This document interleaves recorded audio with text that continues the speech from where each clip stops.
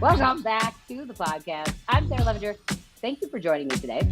I actually have a very, very special guest, somebody that I have known for quite a long time, very dear friend of mine. Actually used to work for his company for like a hot second. Yeah. I love what he's doing in the space, mostly because it's very psychologically attuned and focused, but also because it's one of the only ways to actually get good consumer research without having to pay like hundreds of thousands of dollars to do it. So, Scotty's saying your mic's audio's not connected. Scotty, every time. That was a good intro too. That was a good intro. That's weird. Actually, for like 2 seconds, and then it just. Oh, there. That's it. Yeah.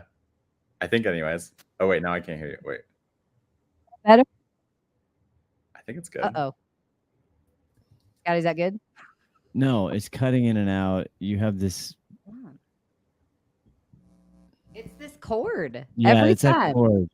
Technical malfunction. Could you put a request in, a proposal request to senior management for a new cord, please? I will put in a request to senior management.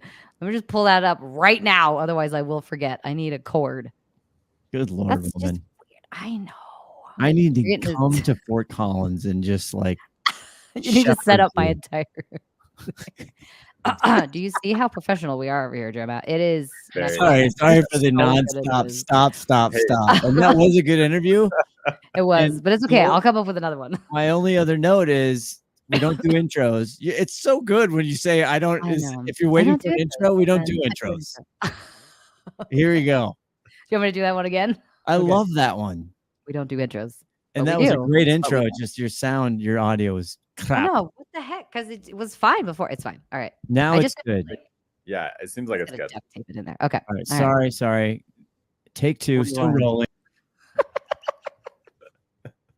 Don't mind us. We don't know. We don't do anything professional over here. Okay. Episode 11. Take two. 3, 2.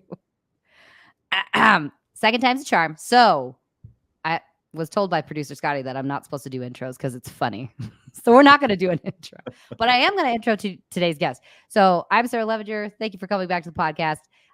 Special guest today. I'm really excited to talk to this special guest because, again, we used to work together a while ago. Worked for you guys for like a hot second. Really cool product that you guys are making over here. And I think just a really interesting angle because you guys actually produce something that's kind of integral to pulling down as much information on a consumer as possible without having to go spend hundreds of thousands of dollars to do it. So welcome to the show, Jeremiah Prummer. I'm excited to chat.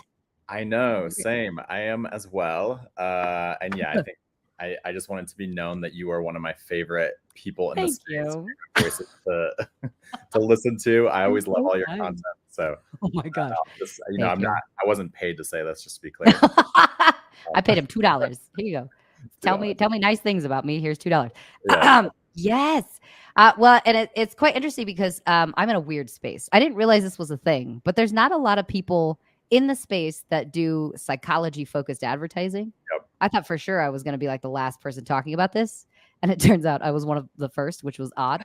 But when you and I first started talking was like 3 years ago, something like that. Probably. I think we met at pretty sure we met at a Denver D2C meetup.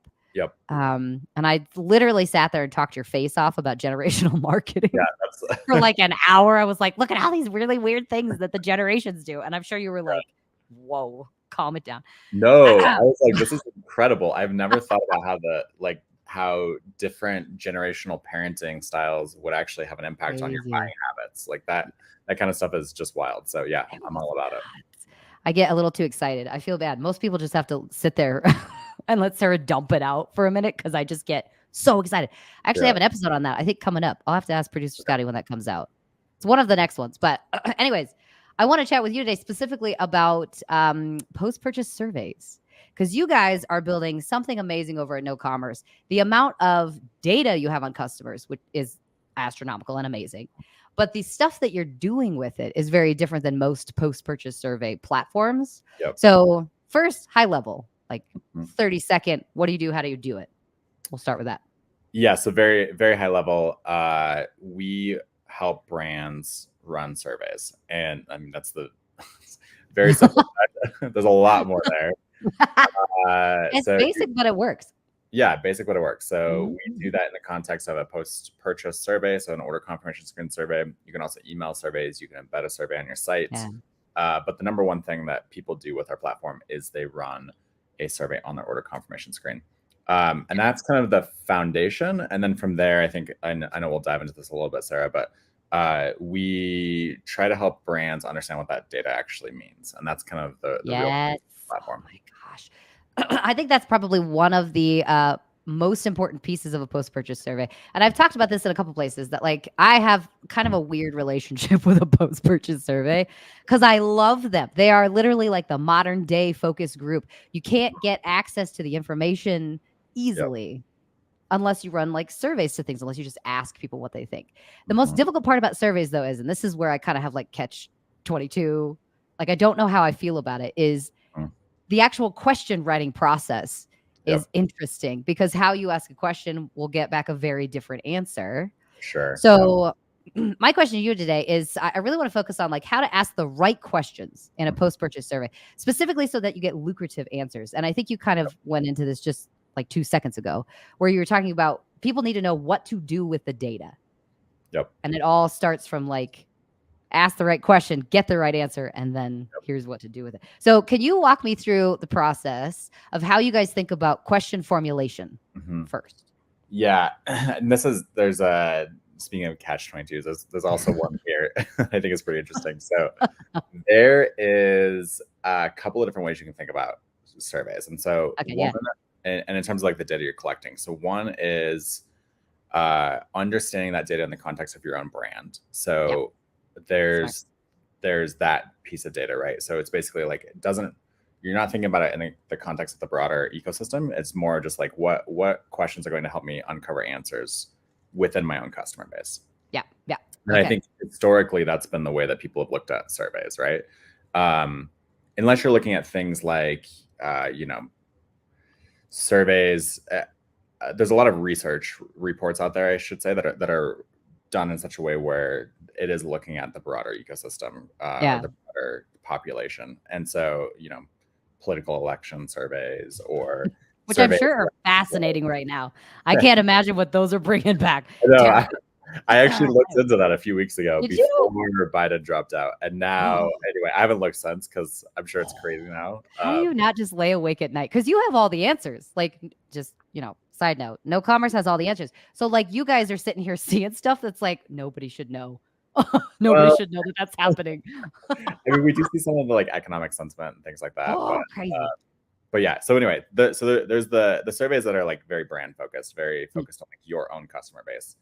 And then you got surveys that are more ecosystem focused. So like one of the things that you helped us with, Sarah, is what we call automated insights, which is basically a set of questions that we're asking that are focused on the broader ecosystem that a brand can opt into.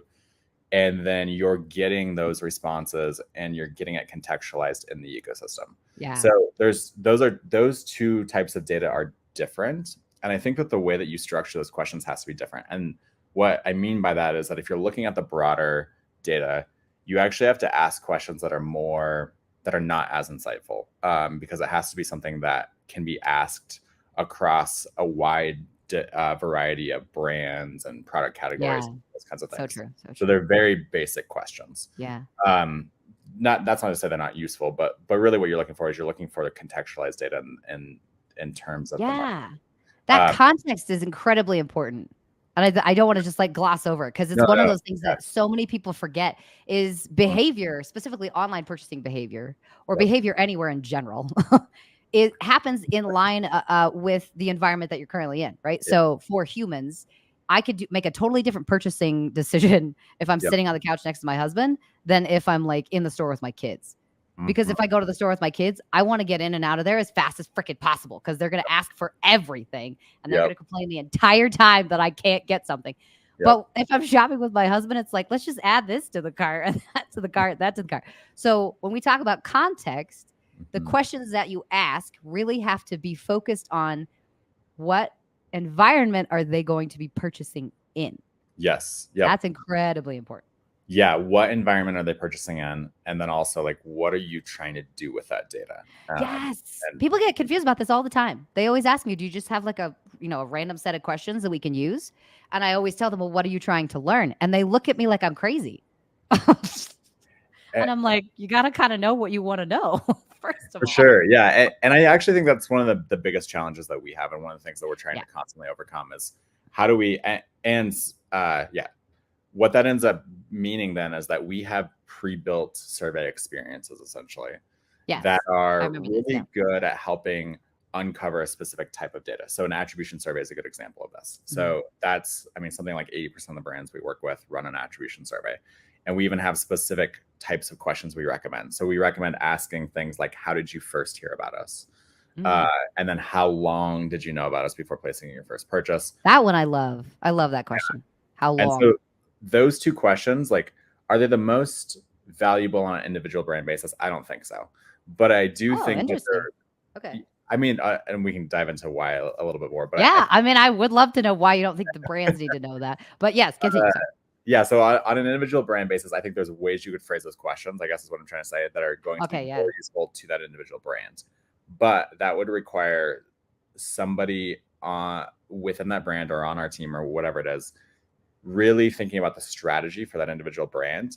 And then you can't really contextualize it in the broader market if you're changing the question, right? So if you want to know like how that data lines up with the other 2,000 brands that are asking that question, then you should be asking the same question. And so that's another piece of this. So there's kind of like, the way that I look at it is like, if we're building a pre-built experience for our customers that they can just basically opt into, click a couple of buttons, turn on a survey, those questions are going to be very high level questions. They're not going to go as, but they will help you get that context in terms of like the ecosystem in the industry.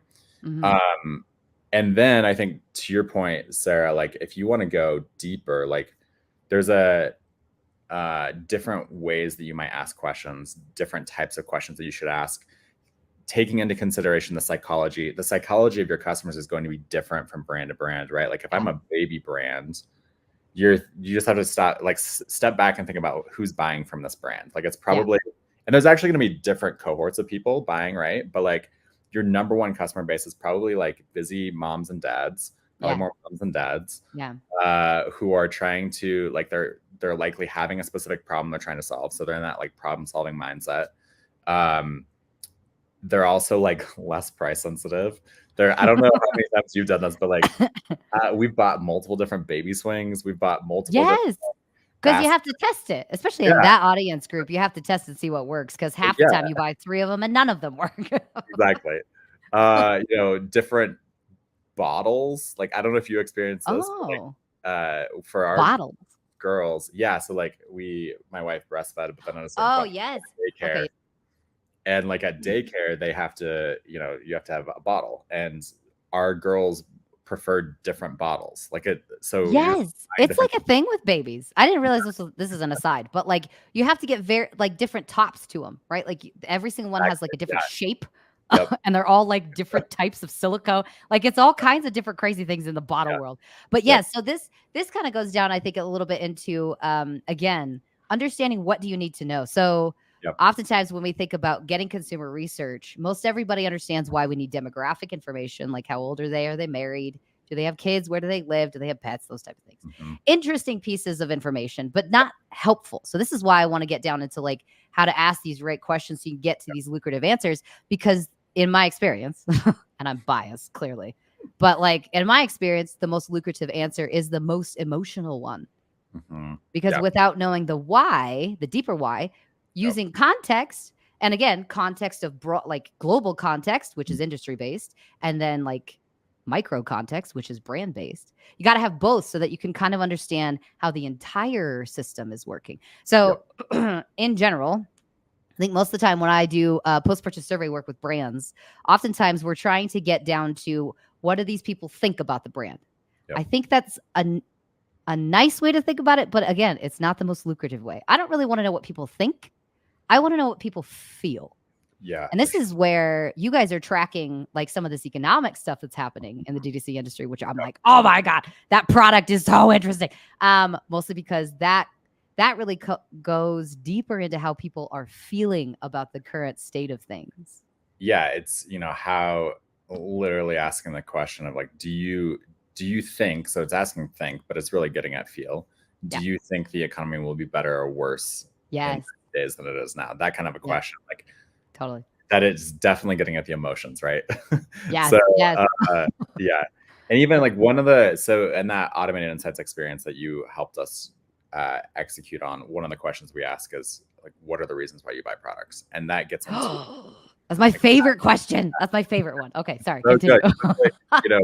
Is it we're asking, or the options are things like family recommendations or looking for price and style, I forget exactly what all the options are, but there's a bunch of different things, and it's everything from recommendations to style to emotional connection. And so there's and I think one of the things too that is oftentimes missed, and sorry, this is kind of taking a little bit of a step back, but one of the things that's oftentimes missed when talking about surveys is that surveys are I like to actually embrace the idea that surveys are biased.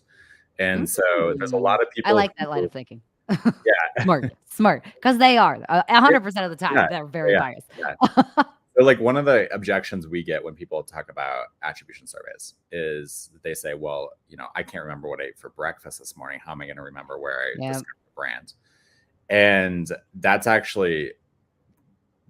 is accurate for some people. So just because like that's pretty accurate for me, to be honest, I don't have a great memory.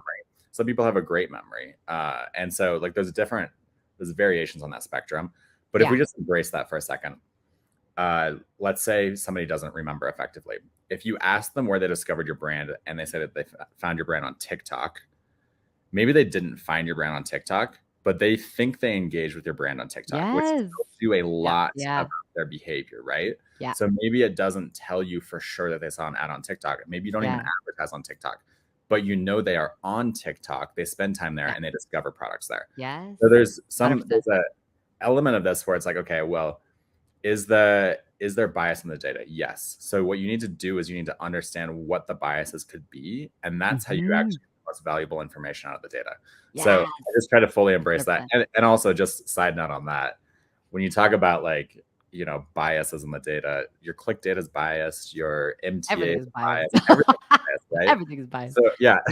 Yep. So, and that is actually true for all of those other methods too. You have to understand the bias in those data points. So if you're looking at click attribution to help you guide your ad buying decisions, I'm not saying don't do that, but do understand that that's going to be biased towards a short purchase cycle, which isn't necessarily even the most valuable purchase cycles in your among your customers. So this goes out to high level thinking of what do we need to know? First of all, that's the most important question. What do you need to, what would be nice to know about your customers that you don't currently know? You got to understand the hypothesis. And this comes down to thinking a little bit like a scientist. And this is why I love the psychology of it, is at the end of the day, especially if you're running ads or even if you're just growing a brand of any sort, you have to know what you don't know. And that's difficult, I think, for a lot of brands to nail down.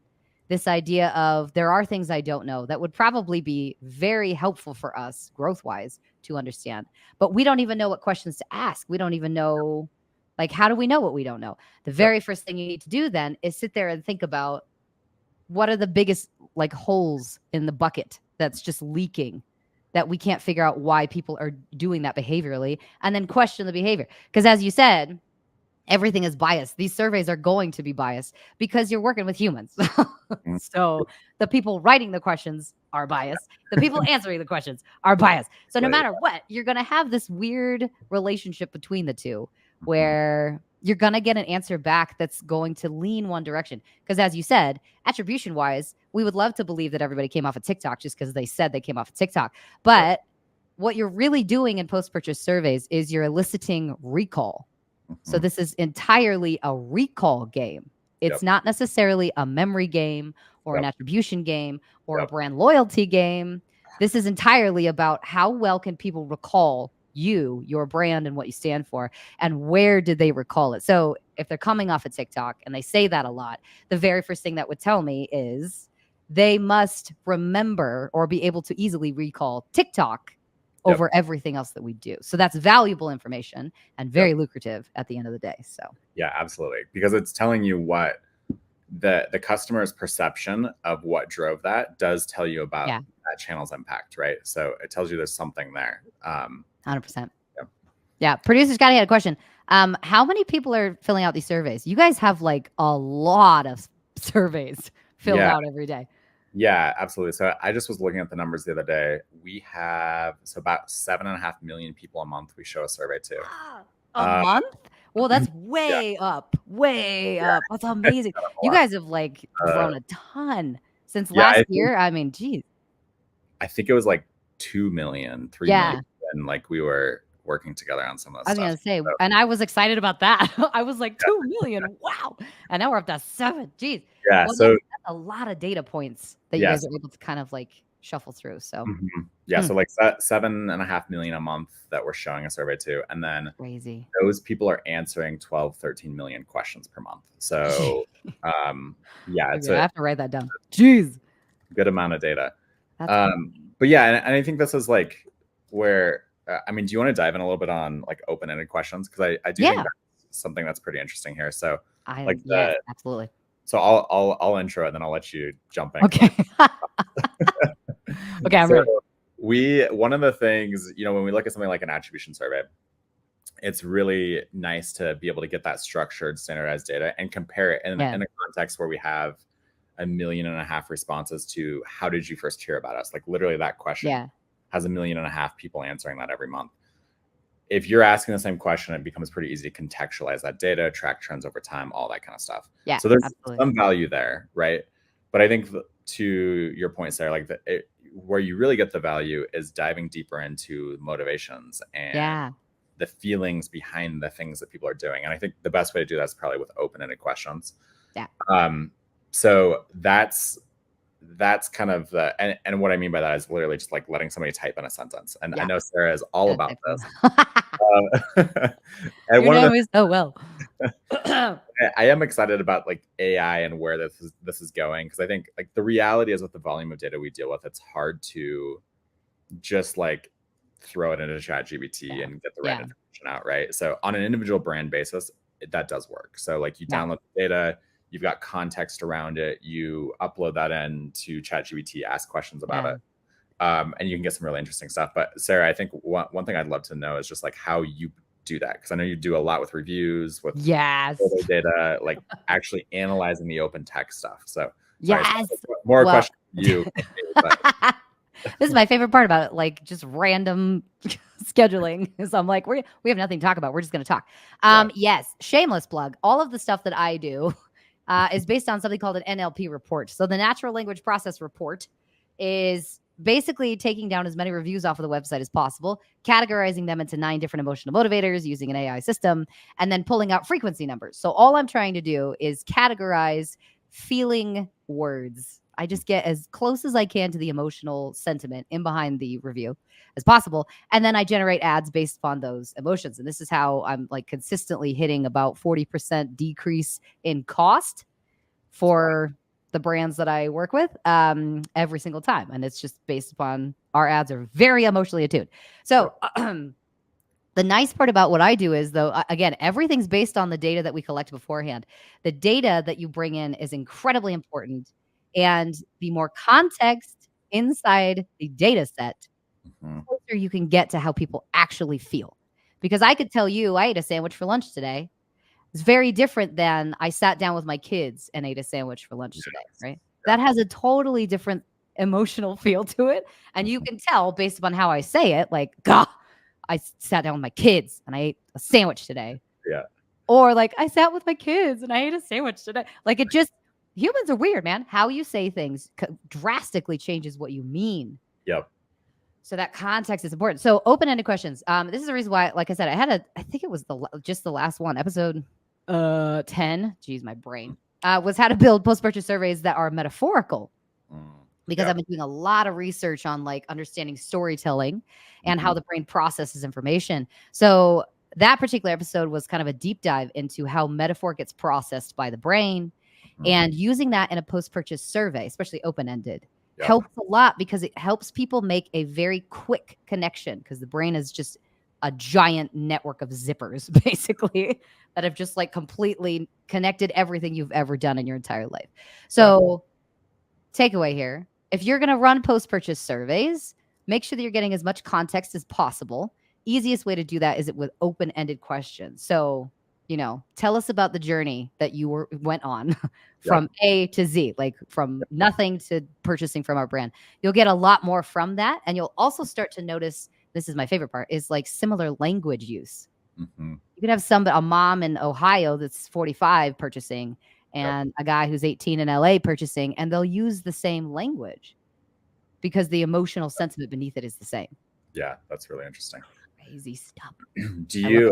One question too with that. So you talk about using the same language. Do you think like the brand's language and the language on the ads has an impact on that too? Oh yeah. Yep. Okay, and this is the weird part. Like we can get into the proverbial weeds over here with this one. The way you position your brand, the messaging that you put out brings in a very particular type of person. It's very similar when and I've talked to Nate about this a few weeks ago. Nate Lagos, he's amazing. Talk to him about the fact that like dating is very similar to advertising, and advertising is very similar to dating. They're very much the same, because when you're going out on these particular dates and you're trying to get a specific person in the door, you're going to use very specific language with that person. And if you use that language and the person you're talking to gives you like a face, we're not a good match, right? Like, this can't move forward.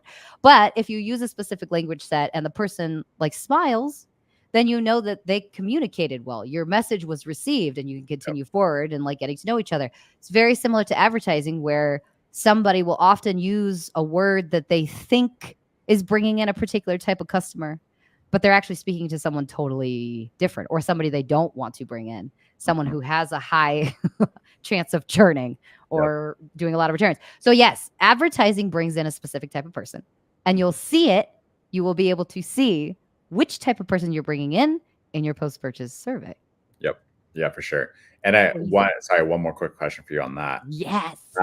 So thinking about things like demographics, because I do think there's value in demographics, but how do you think that there's like, let's say you're tracking the demographics of all those people coming in. You think you would see a shift in demographics if you're talking to the wrong person, or do you think that that's kind of disconnected sometimes? Like demographics can be totally disconnected from the actual like emotional, the emotions behind everything that's happening? That's a really good question. I've never been asked that question before. I was just thinking about like the generational stuff and some of those. Yes. Like, yeah. I wonder, like, this is something I'm asking myself constantly, is like, how valuable is demographics data actually? Like, does it have any value? I think it has some, but like, where does that? How much can you actually like correlate the emotions with the income and age and gender and all that kind of stuff with somebody who's buying from you? It would be my opinion, and I have to do some more research on this. But this is a podcast. Its opinions are. This is the entire podcast is just Sarah's opinion. We should just rename it Sarah's opinion. Just based upon the research that I'm doing, the only reason I track demographic information is because I want to know specifically, does the emotions that I'm seeing come out of the post-purchase survey match the emotions that I know this generation struggles with? Okay. That's what I want to know, because again, if our advertising is speaking to like a boomer, or we think it's speaking to a boomer, and we're seeing a large amount of people come in talking about security, safety, emotional, like, validation, community, that tells me, okay, this is probably not a boomer audience, because the boomers value something different. The boomers are also not as linguistically communicative like that. There's just different, they use a different language that. But if the survey is also bringing back that most of the people that are purchasing from us are between the ages of like 45 and 70, this is interesting now, because I have a group of people who are boomers demographically, but emotionally, they're doing something more like a millennial would do. Yep. And that tells me something, right? Like this is the reason why context is crazy. When you're going in to analyze all this data that you're sifting through from your post-purchase surveys, you have to take every piece at a time and think about it very carefully. Yeah. Because a 50-year-old who's very emotionally attuned and like has a very, I don't know, deep need for community, that's a very specific type of person. Yeah, absolutely. That's true. So yeah, I don't know if that was an answer, but that's the way I think about it. It's good. It's just it's interesting. I don't know that there's a right answer, right? It's just like there's so much nuance. I even think about like if you like politics season is a good example of this, right? Yeah. Like think of like Democrat versus Republican, and we all have this idea in our head of like what a typical Democrat would look like or a typical Republican would look like, right? Yep. When I was growing up, I had my parents owned a health food store, and so I worked in that store all the time, and it was really interesting because you'd see these people walk in, and you'd look at somebody, and you'd get like there's like people are walking contradictions, right? And so like you can see somebody who you would expect, like you look at them and you expect them to have a certain like worldview. And then you talk to them and it's not at all what you expect. And you're like, and it's like, it's almost like create some cognitive dissonance. You're like, this, you don't compute. What's happening here? Your face doesn't match your ideals. Yeah. And that's the reality. Like they're stereotypes and demographics and all this kind of stuff. Like they exist for a reason because there is like that's just how we interpret the world. And the reality is like you can like let's say 8 out of 10 times you like automatically bucket somebody into a certain way of being or thinking based on their demographics, essentially. Maybe that's accurate 80% of the time. Yeah. But if it's still inaccurate 20% of the time, that's actually like a pretty massive, like if you think about the entire population and you think about all of the different ways in which it could be like different contexts rather, in which it could be inaccurate. So like, maybe I am not who you would expect in my work life, or maybe I'm not who you would expect in my family life, or maybe I'm not who you would expect in terms of like the groceries I buy, right? Yeah. So there's like all of us probably have like certain aspects of our life where if you looked at us, you would be like, okay, that part of their life is not what I would expect from that person. Right?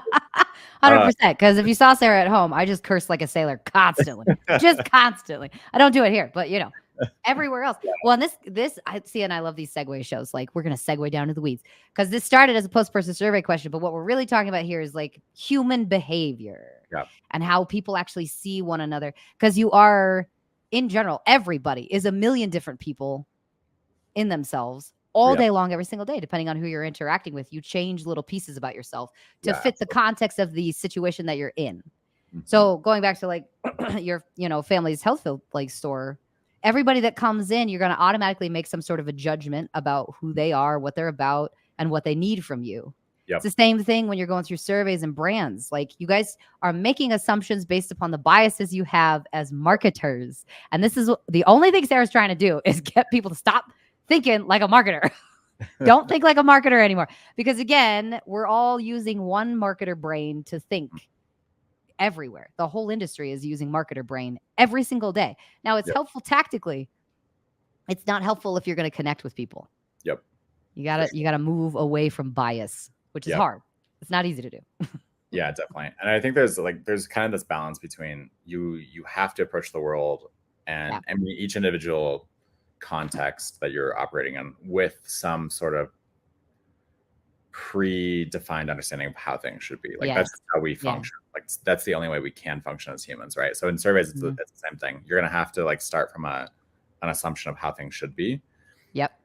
But like be willing to think about it differently or look at it from a different lens. And I do actually think like one advantage that surveys have is it gives people the opportunity to tell you something different as long as you're doing it correctly, right? So like leave space for somebody to select an other option on whatever question you're asking and tell you what they want to tell you, because not everybody is going to fit into the buckets that you're thinking of. 100%. These surveys. 100%. Oh my gosh. We could talk about this for like another 5 hours because it's just fascinating stuff. Okay. Last question though here, since we're already at 34 minutes. Producer Scotty's like, it's so long episode. I'm going to have to edit this thing down. Anyways. Okay. So last question. Oh, yes. Oh, thank you, Producer Scotty. KnoCommerce is KNO. So if you guys are interested in getting post-purchase surveys up, getting it up on your website, and starting to kind of understand your customers at this level, deep behaviorally level, definitely go to KnoCommerce, KNO. Commerce. How do you spell commerce? COMMERCE. I'm bad at spelling. .com. KnoCommerce.com. Where was my question? I had one last question. Producer Scotty just pushed it straight out of my brain. Oh, so last question on here. What are you guys building that's like next generation? Because you guys have some really, really cool insights to things. Yep. And I'm just like, I'm straight on board with the, like, you guys are 5 years down the road, like ahead of people. So what are you guys building that you're like super stoked about? Yeah, I think when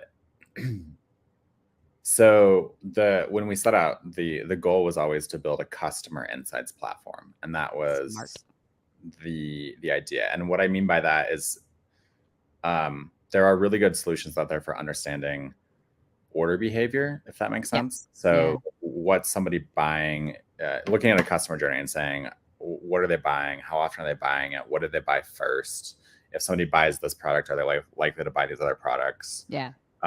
Attribution, I think, kind of fits into that on some level as well. Like that kind of stuff is really, it's really useful and valuable. And there's a lot of really great tools to do that. What nobody has built, at least in the context of our industry, is something that really helps you understand who is buying from you and why they're buying from you.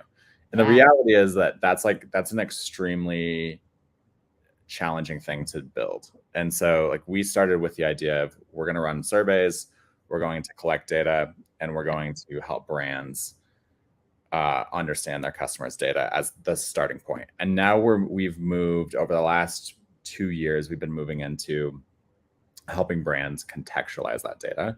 And I think like the next couple of years is going to be a lot more of that. So trying to say like, okay, and also enriching with some other data too. So we're not like, I don't think in my mind, surveys are not the end all be all. I think there's other types of data that are really interesting. Yeah. But yeah, by contextualizing, I mean, looking at things like, hey, join this automated insight survey, and we're going to show you like, are your customers more or less confident about the economy than the typical customer? Because that actually tells you something about your future revenue, right? So things like that question is absolutely meaningless in the context of your brand. It doesn't do you any good. Yeah. But in the context of the broader ecosystem, it actually tells you something, right? Oh, important. Yeah.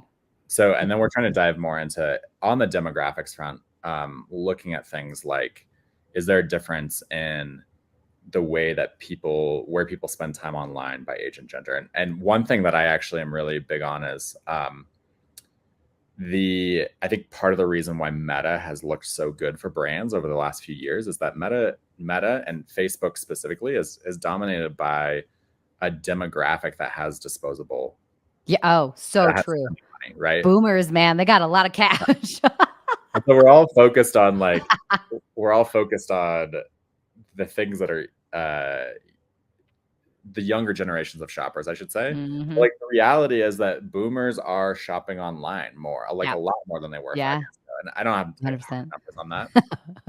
Scotty says, "Show me the money." Oh, that's amazing. 100%. Yeah, boomers are kind of a forgotten generation sometimes. Yeah, but these guys have a massive amount of wealth that they are about to transfer to either Gen X or millennial children who can't currently like figure out what to do with it, or they're about to basically just like live scot-free for the next 30, 40 years of their life because they're just chilling over there.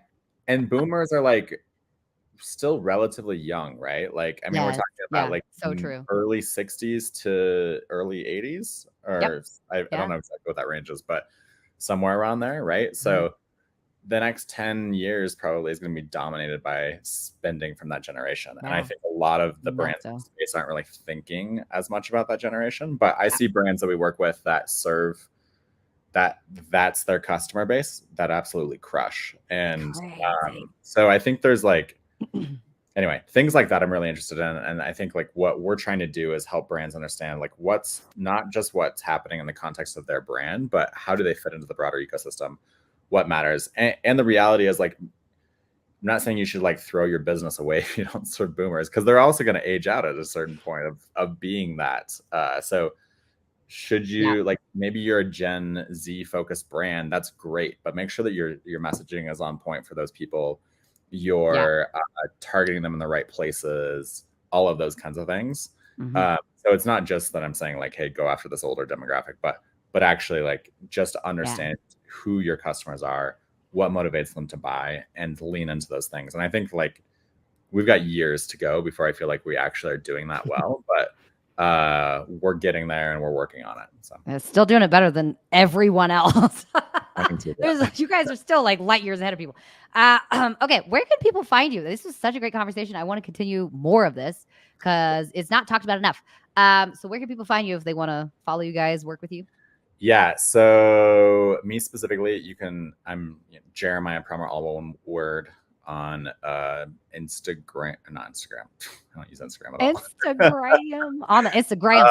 I just started using Instagram and it's confusing. So, I think I have an account, but I haven't. Like, I don't think Stay I've on Twitter. Twitter's easier. LinkedIn is what I was trying to say. Yes. LinkedIn and Twitter. And then KnoCommerce, KnoCommerce. If you want to find us there, those are probably the best places to find me. Honestly, my email and Slack and everything is so buried that I get the fewest messages on socials, and most likely there. That's amazing. I remember, man, we were working together. I was like, Jeremiah, did you see my message from last week? So bad. And you were like, sorry, but no, it's gone now. It's buried. Hundreds of messages a day. So. That's the joy of building a business. Thank you so much for coming on the show. This was great conversation. This is such deep, interesting things about human behavior and all kinds of different things. So thank you. I appreciate you coming. Thanks, Sarah. It's great to chat with you as always. The Brain Driven Brands podcast is part of the Learn and Laugh series on the Quickfire Podcast Network.